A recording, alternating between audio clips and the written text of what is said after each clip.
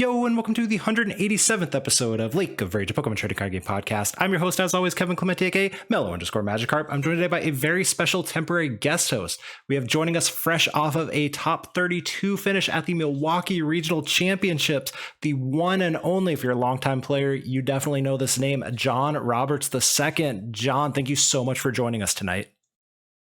Hello, how's everyone doing?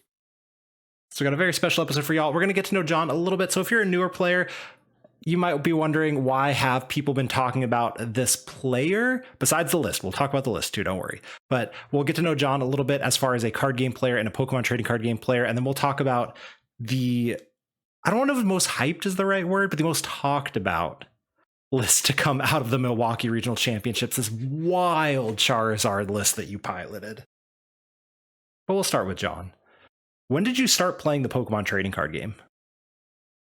I actually started, it was 2011, August 2011, and I was playing Scizor, Kling Clang with Zoroark, from like the black and white era. Well, it's hard also served as black and white, and it was probably one of the coolest decks I built as far as like the way it played, and I loved it. It was one of my favorite decks. Actually won, or well, got top 4 battle roads with it twice. So it wasn't the best deck, but it was definitely a lot of fun. And this was the Kling Clang that had a shift gear, correct? That could move all the energies, or was it a different one? Yeah, it was the Shiver Gear Kling Clang, Nice. and then the Scizor Prime, and then the Zoroark with I think it was the Foul Play, the copy attack. So was this the first trading card game you ever played? No, I actually played Yu-Gi-Oh back in the day, and was pretty successful with that. Top regionals. I had like a couple top 8 regionals, and then won a lot of local tournaments, like a state tournament. So it was pretty successful as far as like as far as the nationals. I only played in 2 nationals, but the one right before the tournaments for Pokemon, I actually played in the 2011 YCS, not YCS nationals, where I beat the national champion on the tournament that he won. He was 16-1. I was his only loss. Nice. So yeah, yeah. And then I played Magic the Gathering as well. That was more after Pokemon though. I actually played two number 1 finishes. I was the first person worldwide to hit number 1 and finish number 1 twice. So I had a pretty successful run in Magic as well. So you started playing Pokemon in 2011. Obviously, you have some background of other card games.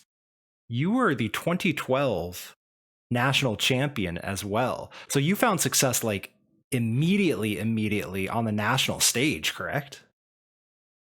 Uh, well, I wouldn't say immediately because my my first regionals I only went 5-3, but on the national stage, yeah, for the first season, yeah, you're pretty accurate about that. Whereas like it may take some time for people to get in and have some success.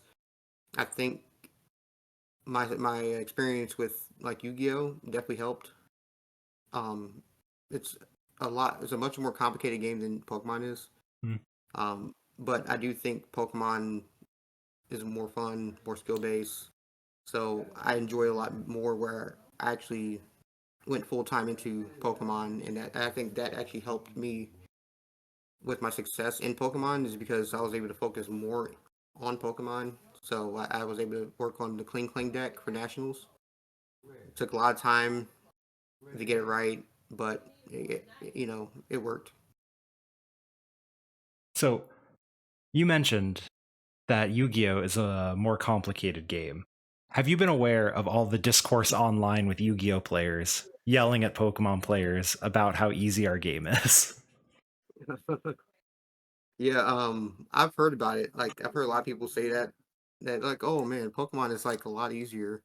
Um, but I think the simplicity kind of a it's I wouldn't say it's like it's not a bad thing, but it's um what keeps the game more skill based, I think, because it relies less on luck. It's more like how you construct your deck. Mhm. And when Yu-Gi-Oh players do come over here, and they find out that you can't just draw a busted hand and win the game. Like you could draw an amazing hand and lose, and while the other person had a horrible start and still win because of the skill factor. Mhm. Um, so I think a lot of people have been surprised about that. I have some friends that found that out the hard way. So So you've tried to convert some people into Pokemon and it hasn't worked out. it at first it didn't, but now they're back into it. So they came back along with me. So one of the things that there was a lot of stuff that happened for you between nationals and 2018 worlds, which is the segue I want to talk about. But if you want anything else in there, feel free to bring it up.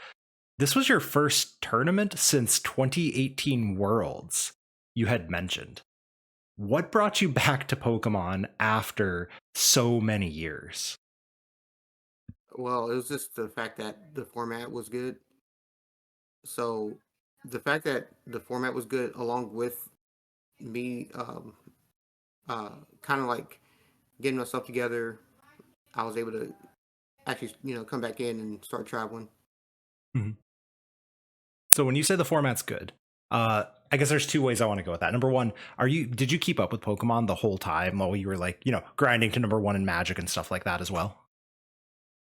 No, Pokemon was just completely to the side. I didn't do anything Pokemon related for at least 5 years, and then I started playing kind of sort of online about a year or so ago, and I did that kind of off and on while bounce between Magic, um, a little bit of Yu-Gi-Oh, but nothing crazy. It was just more of a um, whatever I felt like playing at the time.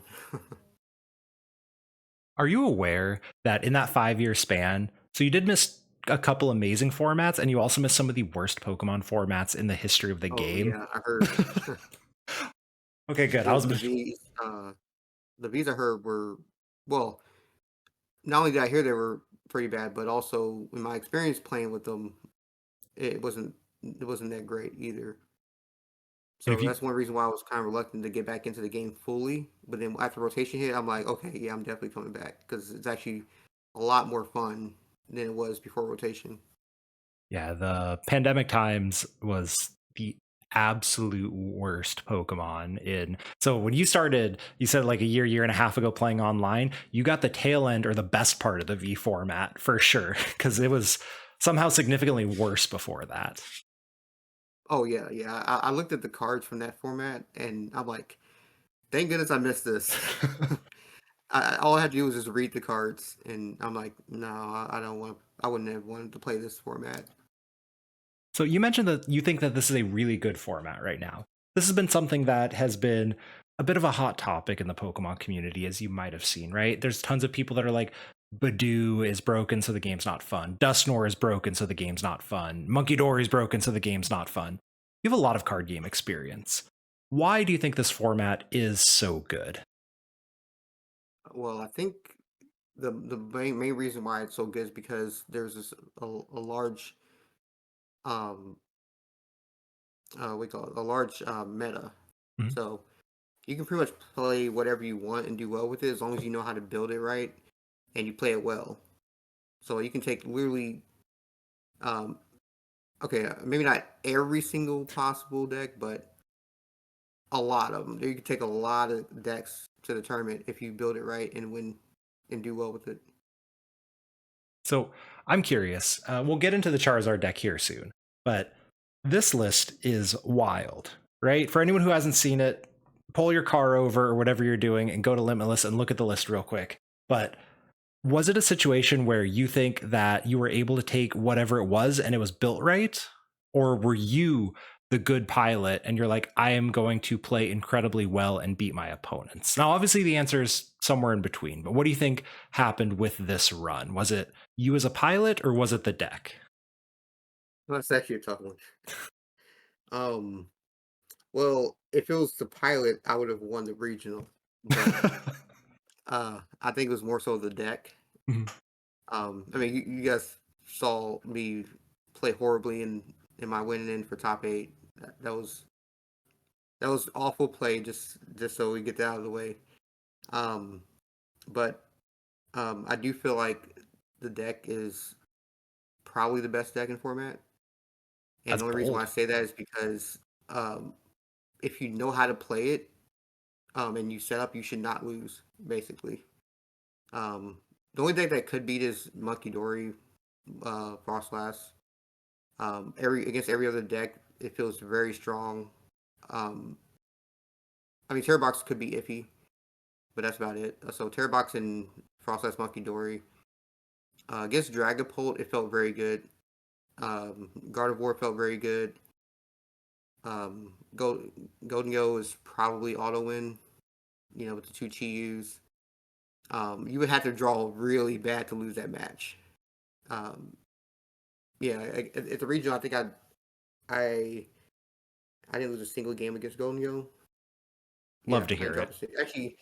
Actually, now that I think about it, uh, eight out of my 9 wins, I won 2-0. So That's impressive. the deck is very very strong. Like the only games I lost were the Frostlass Monkey Dory, and then where I got benched.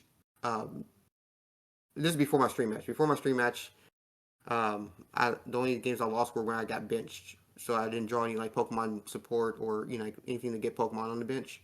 Mhm. So I just lost that way and lost against the Gardevoir where I should have won. So let's jump into the specifics of the list because it is just truly wild when you look at. So we have a 4-4-2 Dusknoir line. We have a 4-3-3 Charizard line. We have the two Chiyus you mentioned. There's an Iron Bundle in there. You run Precious Trolley, so there's only two Poffins. There's no Nest Balls, right? There's no Pheasantipity, which I think is the one that everyone looks at this list and is like, we need this card. It's one of the best cards in the game right now. Can you walk me through what are we actually do? So we obviously Precious Trolley, right? You want to Arven for Precious Trolley, turn 1 or turn 2 if they make you go first. But what are we actually doing with this deck? Well, basically, as long as you have two, if you go Trolley, get two Charmanders, three Duskulls, and then your last Pokemon is maybe Chi-Yu or Badoo. It depends on the matchup. Um, Sometimes you start with something that you don't necessarily want in the matchup, but that's just how Pokemon goes. Um, but if you can get down two Charmanders and then like 2 to 3 Duskulls, that's usually what you want to do. Sometimes you may want to get 4 Duskulls. Like against Dragapult, I get like 4 Duskulls. Um, you want to just start just nuking all their pre-evolutions essentially. And then if you go TM Evo on turn 2, if you go second and get turn 2 TM Evo, you should almost always win. I don't think I lost a single game where except against Monkey Dory. Well, the Frostlass Monkey Dory. I keep saying Monkey Dory. Yeah, Monkey Door Um, is kind of everything, right? yeah, pretty much. Yeah. Um, I don't think I've lost a single game where I went turn 2 TM Evo. Mhm. I don't think I. Yeah, I don't think I did. Uh, so yeah, if you do that, you should be good.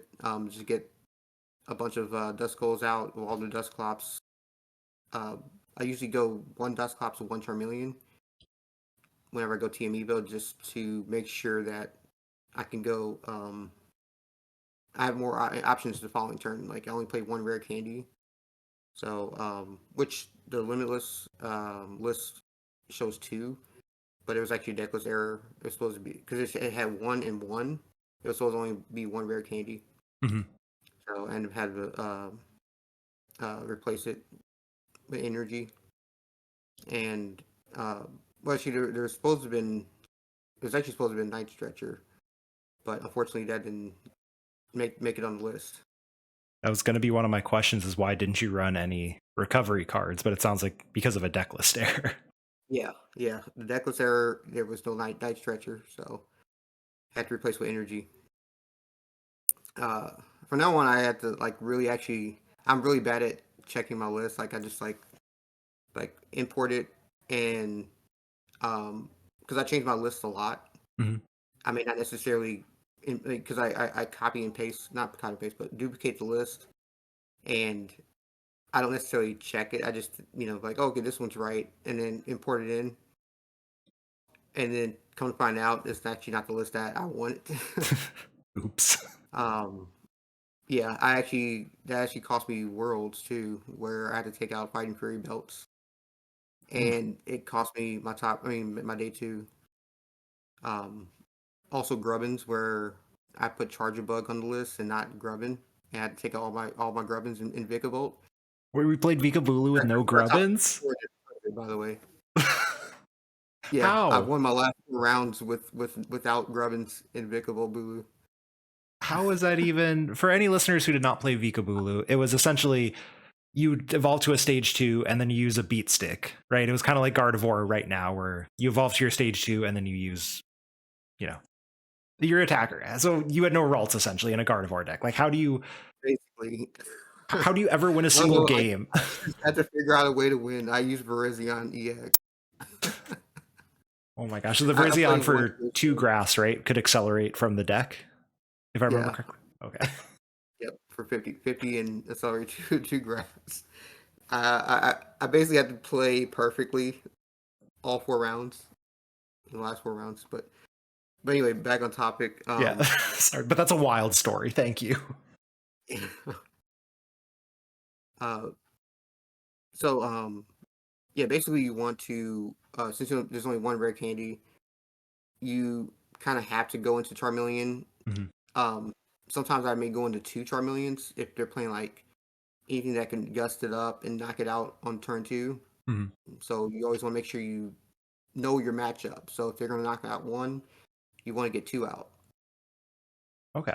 And if you end up going into double Dusclops, let's say you have your one rare candy with the Charizard in hand, maybe you can go double Dusclops, and then next turn um, nuke a couple pre-evolutions, counter catcher the last one, rare candy into Charizard, maybe play an Iono if you have one, put them down to 3 cards on turn two. Uh, and essentially take a person out of a game before they even get their second or third turn, or well, yeah, their third turn more than likely. Which I've done. I did that to Gardevoir, where I knocked out. Actually, I did that to 2 different Gardevoir decks where I knocked out uh, 2 Ralts and a Curlia all in the same turn. That's One of the gross. times I actually ironed them down to 3 in the same turn while they had no Ralts on the board. So I popped Dusknoir, then uh, double pop Dusclops on a second Ralts or Curlia, and then counter catcher the last one, knock it out with Burning Darkness. And if they try to stretch her, maybe you have a boss or something. So, from the sounds of it, you are, with I guess some exceptions, you're an aggressive deck. Like you are evolving into these Dusclops, Dusknoir as quickly as Yeah, possible, and just saying, I'm going to pop as many as I can. I'm going to Iona you. I'm going to hit you with Burning Darkness, and you're not going to be able to respond by like turn 2, right? that's usually how it went. Interesting. I love that because Charizard's normally just such a slow, methodical deck, right? You're like, okay, I'm going to candy into my Pidgeot, and then I'm going to set up a little more, and then I'm going to eventually get my Charizard. You know what I mean? So that was super interesting. How did you come up with the idea of turning Charizard into this aggro deck with this incredibly thick Dusknoir line? Well, I looked at Charizard and I'm like, this is the card.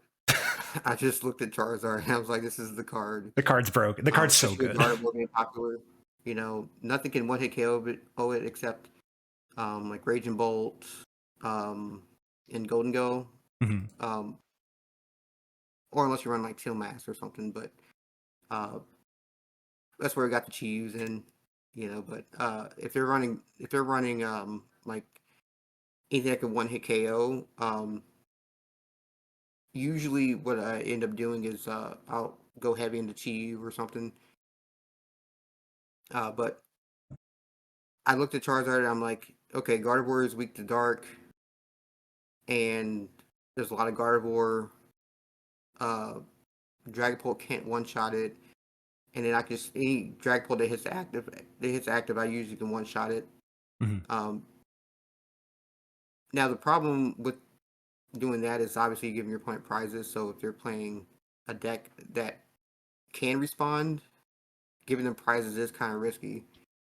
So like against Raging Bolt, it could be kind of iffy if they have a good setup. So you gotta be careful about that. But other than that, like the matches are usually pretty one-sided.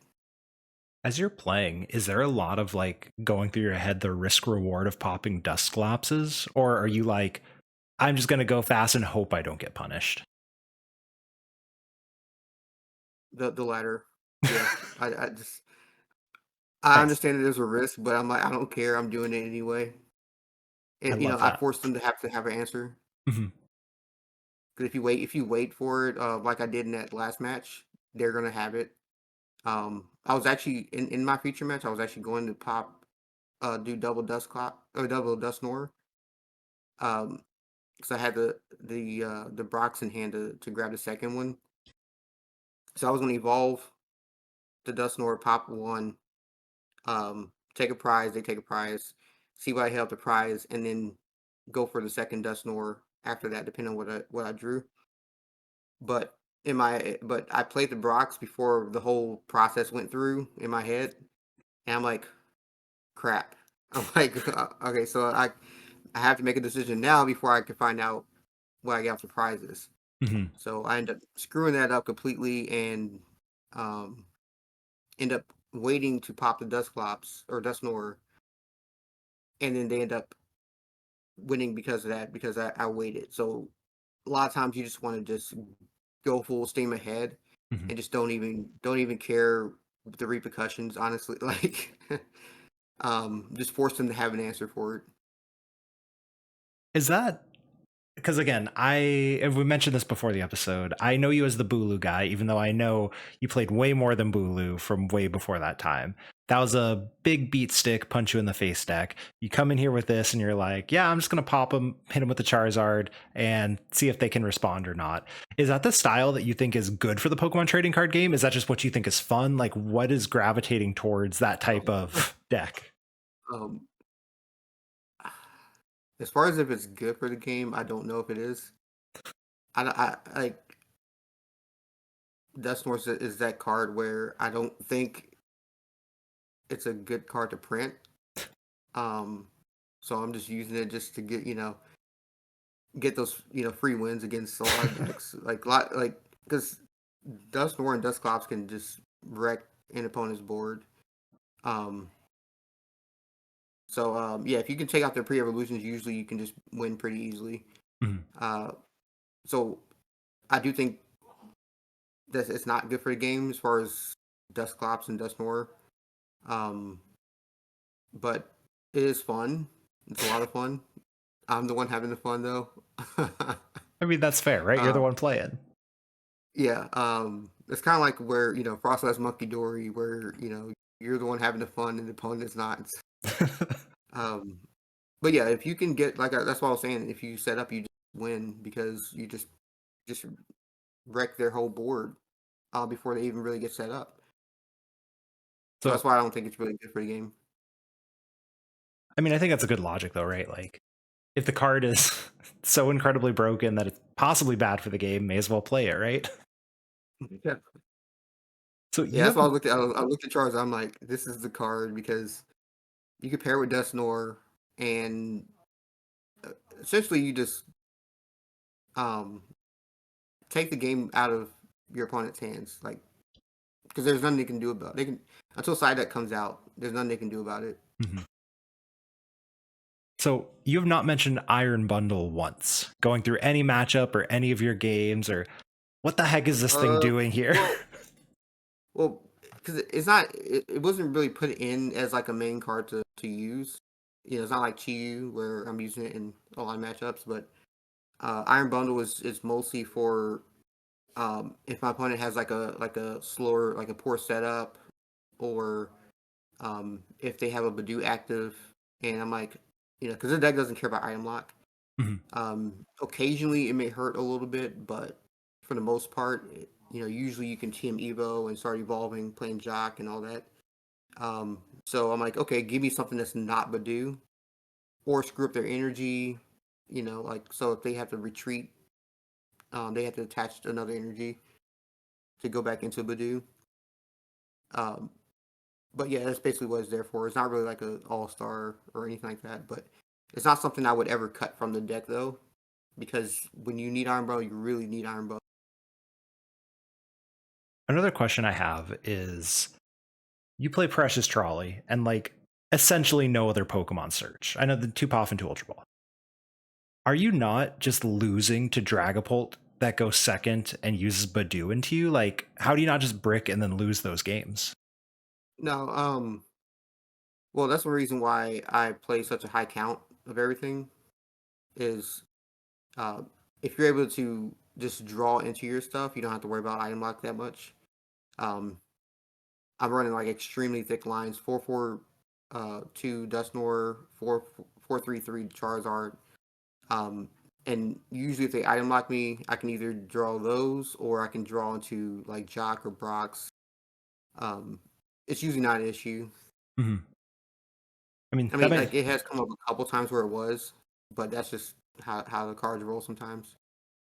that makes logical sense, right? Like, why play more Poffins? So you draw into the Poffins under item lock when you can just play more of the Pokemon that you want, right? So Right. I get That that. was Yeah, my logic. Yeah. but is that something you Because think is usually you like want trolley correct? turn one anyway. So if you are in the trolley, you don't even need any more search after that. Is this something you think is like correct? Like, are you like the trolley is it? This is the best way to play a deck like this. Trolley's the best ace spec, hands down, no questions. It's by far in a way the best ace spec ever printed. Ever printed over Yes, computer ever search, printed. over Prime Catcher, just Yep. no Because way. those okay, the other ace specs can help you while you're already doing okay, Hmm. whereas trolley can get you to where you're just far ahead of your opponent before they even do anything. So the fact that you can actually set up everything on your board before your opponent has much to do about it um, is going to put you far ahead in position to win. So that's why every time I played trolley, I almost always win if I play trolley on turn two. I mean turn one. If I go second, if I go first and they get the item lock in, that's one reason why I have high counts of Pokemon, so I can just draw into them. So, are you only going to be playing trolley? Is this like this is going to go in every deck because this card is so absolutely broken? It is, yeah. Trolley's based in. I'd say it's not in every single deck I play, but close to it. It's close to every deck I play because I can't see another ace spec being as good. So getting step is the most important aspect of Pokemon. Can't disagree there. So, there's a couple other cards that are like weird in this list, and you're someone who very clearly has thought out everything with what's going on here. So one of the pieces is energy search. Like Charizard gets the energy from the deck. What's the energy search doing here? For just for TM evolution. That's it. So just the So situation. if I already have like Pokemon search in my hand, like if I open Trolley or maybe Buddy popping with a couple Pokemon or anything like that, I don't necessarily have to go for Trolley. I can just go for energy search if I'm missing the energy. Okay. So energy search is a card that like you did actually use it. It wasn't always like I'm always going to get Trolley Evo. Like sometimes I have to go E Well, there search. there, there was two. I know there's at least two. I think there was three, but I know that for a fact there's at least two games where I went Arvin for energy search plus Evo because I was missing the energy. I had the Pokemon but no energy. And TM Evo, I assume, is incredibly important for this deck. Probably the most important card in the deck besides Trolley. Actually, no, it probably is more important than Trolley because uh, you can get set up without the Trolley, but you can't turn one evolve your Pokemon without TM Evo. That's especially with the one of rare candy, I guess you kind of don't have that choice, Yeah. right? So Yeah, Cameo is probably the most important card in the entire deck. So another card or that trainer at least. I think you might be alluding to with this TM Evo explanation is two Pokegears. What are the two Pokegears doing here?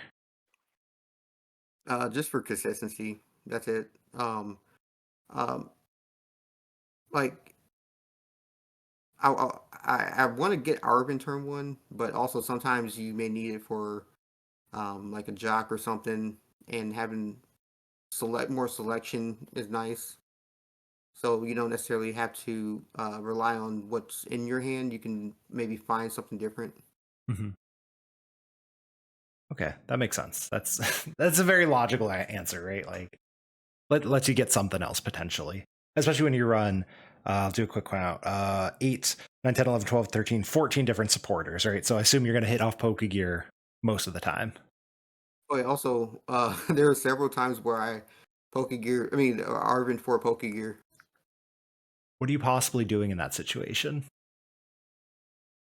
Well, the deck can take a lot of turns. Like the deck doesn't need a support every turn. It doesn't need like a bunch of draw, Mm-hmm. which is why I don't play any in there. Uh, there are many times where I'm like, oh, I really don't need to do that much. I just need to just keep on attacking with Burning Darkness. I'm just like, okay, let me just Arvin for Pokegear, and or like I have like a setup. I have the setup already. I'm just like, you know what? Let me just grab a supporter for the following turn. So I'm just gonna, turn one Arvin for Pokegear plus Tool, and then play Pokegear. Maybe grab Iono or something or Jock. Before Okay, my opponent item locks me. that makes sense. You mentioned the no draw. Pheasantipity is a ridiculously good card. You do not play it in this deck. Why is there no Pheasantipity, and how are you not losing to Iono at the end of the game? Well, because I put everything on board pretty much. So uh, I don't want a two prizer that can just get guessed later. Mm, Uh, like one thing I have about Serendipity, one reason why I never played it in Dragapult, which I actually had a Dragapult with no Serendipity that I won 28 games in a row with online. By the way, I um, refuse to believe this. this was back in September, but my rule Dragapult was about terrible Pheasant back then. is How did you possibly do that? I played I was on the Lance Turbo Energize. I played Turbo Energize, Triple Lance, uh EXP Share. It was a weird build. I'll probably end up posting it at some point just to show like what I used to play. It's But wild. uh my rule about Pheasant Dippy is that if you're playing a big EX deck like a stage two, um like I mean Gardevoir is probably the exception to the rule because they're using a lot of single prize Pokemon to Mhm. attack. But if your attacker is a big EX Pokemon, I don't think you should run Presentipity because too many games I see people lose because of Phasendipity. It's like, oh, let me get the free two prizes. It's 210 HP. Now if you're running like Terra Box or something like that, you're already running 210. So it's not a big deal. But if you're on like Dragapult, I guarantee you, if someone without Phasendipity, like so like let's say one of the top players decides that I'm not going to run Phasendipity, and then everybody else is, they're probably going to win the tournament because they don't have a free two prizes just sitting on the bench at any point. Um, that's how I feel about Phasendipity. Mhm. Plus, you should also build your decks to where you don't need it. Um, so if you're playing correctly, playing your board right, you're not going to need extra draws throughout the game to help you because you're already putting you're playing to the board essentially and setting it up to where you can draw any combination of cards and still be okay. Mhm. So like set your board up to where any number of cards in your deck can help you and not have to rely on a specific card or specific set of cards. Interesting. I like we're preaching this idea of they play off the board, build a board that is essentially impenetrable, and then worst case scenario, your opponent Ionos you to 2. They let you draw 2 more cards because you already had everything from the last hand was played out already, right? So is that kind of Yeah. the logic where we're going with this? Yeah. So basically, like sometimes a lot of times they help you too because you already played everything you needed to play from that previous hand. So then the INO could actually help you. Mhm. That's why I found a lot of situations happened where they IO'd me into what I was looking for anyway. So, um, um, I think that's my main thing with a lot of decks I build is um, I'm focused more on getting set up and putting yourself in a position to win as opposed to trying to find the win. Mhm. Because if you're just trying to find the win, you're going to whiff a lot of times and lose games where you could have easily won had you played to the board. That makes sense. So now That's that the reason why this, I don't like Raging Bolt because you're constantly having to find things. Like I know just one, but you're constantly having to find things over and over and over and over again. I don't think that's a good way to play because you're relying on luck to get to help you throughout the games. versus the ability to just like Charizard's up there, you didn't KO it. I'm gonna Burning Darkness again. Can you handle it? Yeah, they can't handle the heat. Yeah, and I'm not saying that I'm some kind of like um, like what I'm saying can still be wrong. I could be wrong about everything I'm saying here. But everything's from my perspective on the outlook on deck building. Mhm. I mean, it clearly worked, right? You showed up essentially out of nowhere and was able to get a top 32. Unfortunately, losing a win in, but having a win in a top 8. So there is definitely some merit into anyone who's listening is like, that can't possibly be right. Maybe expanding your horizons a little bit and being like, well, maybe this is something we should try, right? Yeah, like well, with the whole Fazidipity thing, the decks I played with it played worse than the decks that didn't play it. Mhm. Only because it was easy two prizes. Even if you put it down late game, if they stop you from somehow getting game that during that turn, they can still have enough time to bring up the Fezidipity and knock it out. So like even if you think you have game on that turn, I don't know it can change the whole thing and make it to where you don't have game anymore and then lose because of a free two prizer. So I love the logic. This is one reason my last regional was a while ago, but we ran Collapse Stadium and 2 Professor Turos for this exact reason of I have a Dragapult and Charizard in the same deck, and I'm going to pick up any liabilities I have to bench, like Luminion or Pheasantipity or whatever, right? But what would you say to the argument of Pheasantipity is an easy nest ball to draw 3 cards? Like, do you think the risk of benching it can outweigh the benefit of not drawing the extra 3 cards? Only if you're ahead and you already have other ways to draw. Mhm. If you're behind and you're using Fezidipity, you're probably gonna lose. Like you're more likely to lose more harder by putting the Fezidipity down than to try to just draw out of it some other ways. Mhm. Maybe put in like Rev Room in your deck or something. Like there's other ways to draw cards besides low HP two prizer. So I think going that route over Fezidipity is a lot better. Plus, you have to wait for a knockout. There's easy ways to play around it. So I'm curious, now that the deck list is out there and it's known, do you think that this still has merit going into, I don't know if you're going to any other regionals or like NAIC is your next step or wherever, but we have Utrecht coming up in Europe. We have, I don't know where in Latin America, but a Latin American regional coming up. Portland's coming up, Melbourne, I want to say in Australia is coming up. Like every region has a major regional.